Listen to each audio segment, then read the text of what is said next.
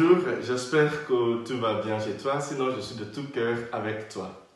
Dans l'Église catholique, nous avons une grande tradition de vénérer les lieux de culte, c'est-à-dire les églises, parce que nous croyons que Dieu demeure dans ces lieux-là. Il y a 2 ans, c'était la cathédrale de Notre-Dame à Paris qui a pris feu et ça a choqué le monde entier, parce que c'est un monument pour des gens historiques, mais pour nous, un monument là où Dieu existe, où Dieu demeure. Ça nous a beaucoup marqué. Cette année, c'était la cathédrale, une autre cathédrale ici, je pense que c'était à Nice. Ça a aussi choqué tout le monde ici en France. À chaque fois que nous voyons qu'un lieu de culte est désacré, cela nous choque, cela nous met en colère parce que pour nous, c'est un lieu où Dieu demeure. Et encore plus, parfois, ce sont des monuments qui datent de plusieurs décennies, plusieurs siècles même, comme c'était le cas de Notre-Dame de Paris. C'est un bâtiment qui date d'au moins 800 ans, donc ça nous choque d'autant plus. Mais aujourd'hui, nous célébrons une grande église à Rome, la cathédrale du pape, s'appelle Saint-Jean Latéran. Cette église a été construite au IVe siècle, vous voyez, ça fait longtemps qu'elle est là. Et du coup, c'est un grand monument historique, culturel, de culte. Pour nous, c'est un grand bâtisse, un grand bâtiment. Du coup, aujourd'hui, nous fêtons la fête de cette cathédrale du pape. En regardant les textes d'aujourd'hui, nous réalisons autre chose. C'est que Dieu attire notre attention du fait que les vraies demeures de Dieu ne sont pas ces lieux de culte. C'est en chacun de nous.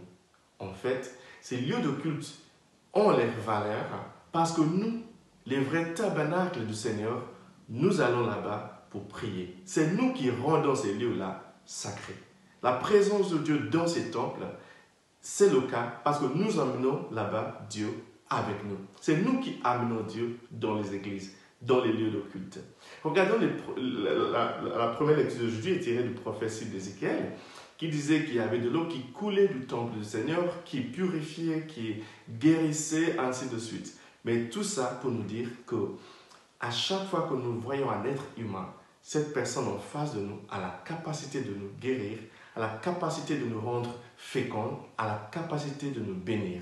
C'est pour cela qu'à chaque fois que nous rencontrons un être humain, sachons que nous sommes devant un tabernacle vivant.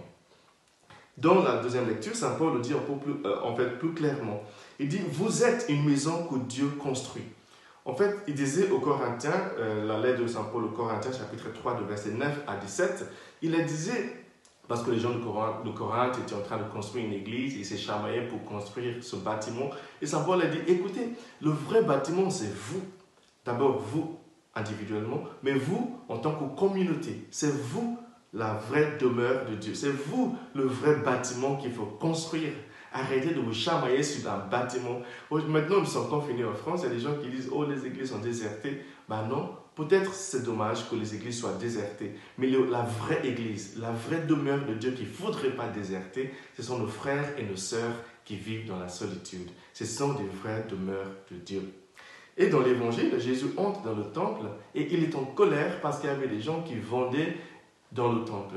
Et les Juifs croyaient que Jésus était en colère parce que, évidemment, le temple était la demeure de Dieu. C'est pour ça que quand des gens trafiquaient de l'argent dans l'église, Jésus était en colère. Oui, mais il y avait plus. Jésus était surtout en colère parce que des vraies demeures de Dieu, les humains, ses frères et ses sœurs, ont été exploités dans ce commerce dans le temple. C'est ça qui a vraiment mis Jésus en colère.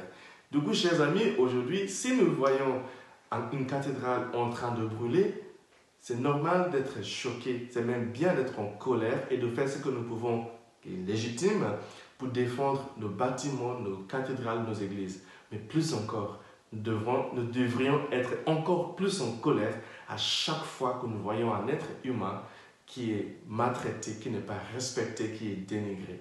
C'est chaque être humain, c'est chacun et chacun de nous qui est d'abord la demeure de Dieu. Le vrai temple de Dieu, c'est toi, c'est moi, c'est nous, la demeure de Dieu que Dieu est en train de construire. Que Dieu te bénisse aujourd'hui, le Père, le Fils et le Saint-Esprit. Amen.